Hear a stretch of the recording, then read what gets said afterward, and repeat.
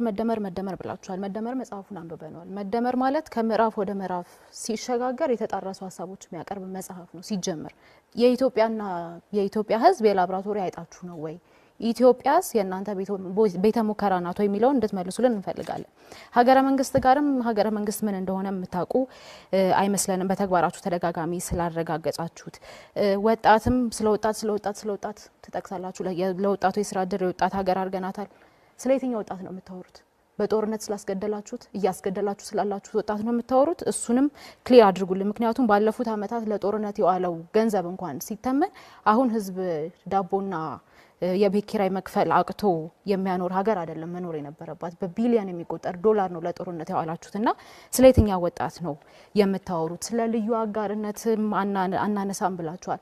አሁን ያሉ ባለሀብቶቻችሁ ስርዓት ሲቀየር ይኖራሉ ወይ ትክክለኛ የሀብት ባለሀብት ናቸው ወይ የሚለውን እንድታነሱልን እንፈልጋለን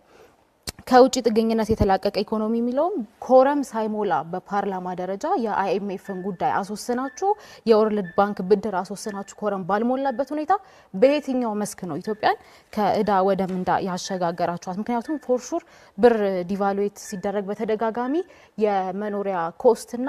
አጠቃላይ ኢንፍሌሽኑ እንደሚጨምር አጣችሁት አይደለም ሙያችሁም ስለሆነና ኢትዮጵያ እናንተ የቤተ ሙከራ አይጥናት ወይ መደመር